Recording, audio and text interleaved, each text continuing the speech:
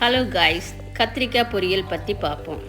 நம்ம சேனல் பிடிச்சிருந்தா லைக் பண்ணுங்கள், ஷேர் பண்ணுங்கள்.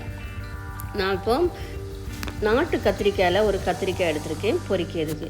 நம்ம ஒரு கத்திரிக்காய் எடுத்து நமக்கு வீட்டுக்கு எவ்வளோ தேவையோ அவ்வளோ நம்ம கட் பண்ணி தண்ணிக்குள்ளே இந்த கத்திரிக்காயை அரிஞ்சு போடணும். அப்போ தான் இதில் உள்ள அந்த கடுப்பு தன்மை நமக்கு மாறிடும். முடிஞ்சால் கொஞ்சோண்டு உப்பு கூட நம்ம இதில் போட்டுடலாம் அந்த தண்ணிக்குள்ளே.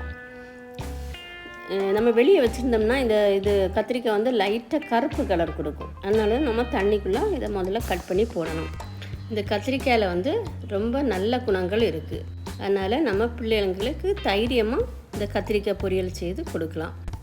சாப்பிடாத பிள்ளைங்களுக்கு கூட நல்லா விரும்பி சாப்பிடுவாங்க. அதனால் இந்த கத்திரிக்காய் பொரியலை நம்ம வச்சு தைரியமாக கொடுத்துடலாம். அதுக்கப்புறம் நம்ம அந்த தண்ணியிலேருந்து இந்த கத்திரிக்காய் எடுத்துகிட்டு நமக்கு தேவையான உப்பு, கொஞ்சோண்டு மஞ்சள், கொஞ்சம் வத்தல் பொடி, இந்த மூணையும் போட்டு ஒரு 10 நிமிஷம் என்ன சொன்னால் ஊற வைக்கணும். அப்போ தான் நல்லாயிருக்கும். உடனே வச்சோம்னா நல்லா இருக்காது. 10 நிமிஷம் ஊற விட்டுறணும்.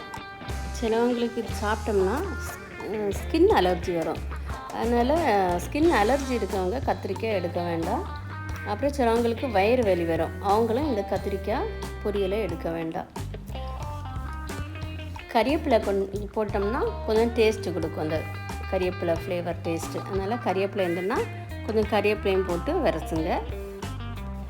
மசாலா எல்லாம் விரவி ஒரு 10 நிமிஷம் நம்ம ஊற விட்டுட்டு கேஸ் ஆன் பண்ணி ஒரு இரும்பு கடாயில் கொஞ்சோண்டு எண்ணெய் ஊற்றி நம்ம இனி பொரித்து எடுக்கணும். எல்லாமே இரும்பு கடாயில் வச்சோம்னா நமக்கு கொஞ்சம் டேஸ்ட்டு கூடுதலாகவே கொடுக்கும். அதனால் இரும்பு கடாய் இருந்ததுன்னா இரும்புலேயே நீங்கள் வச்சுருங்க. அப்புறமா கொஞ்சோண்டு எண்ணெய் ஊற்றா போதும். ஏன்னா அதுலேயே நமக்கு இதை வெந்துடும் அந்த கத்திரிக்காய். அதனால் கொஞ்சம் எண்ணெய் ஊற்றா போதும். தேங்காய் எண்ணெய் போட்டிங்கன்னா ரொம்ப டேஸ்ட்டாக இருக்கும். அதனால் தேங்காய் எண்ணெய் இருந்ததுன்னா தேங்காய் எண்ணெயை போட்டு பொரிச்சிடுங்க. இப்போ இரும்பு பாத்திரத்தில் தான் பொரிக்கணும்னு தேவையில்லை. நான்ஸ்டிக் இருந்ததுன்னா நான்ஸ்டிக்கில் கூட பொரிச்சிடலாம். அதுக்கும் ரொம்ப நமக்கு எண்ணெய் இழுக்காது. அதனால் நான்ஸ்டிக் இருந்ததுன்னா நான்ஸ்டிக் வைக்கலாம். சாதா நம்ம சீன்சட்டியில் கூட இதை பொரித்து எடுத்துடலாம். அப்புறம் கொஞ்சம் நமக்கு வெந்த உடனே நம்ம இதை திருப்பி போட்டுறணும். திருப்பி போட்டு நல்லா திருப்பி போட்டப்போ இந்த அழகான ஒரு கலருக்கு வரும். நல்லா வெந்துட்டுப்போம். இப்போ நமக்கு ஒரு பவுலில் நம்ம எல்லாம் எடுத்து வச்சுட்டு சோறை எடுத்து வச்சு சாப்பிட்ற தான் சுவையான கத்திரிக்காய் பொரியல் ரெடி. பிடிச்சிருந்தா லைக் பண்ணுங்கள், ஷேர் பண்ணுங்கள். தேங்க்யூ.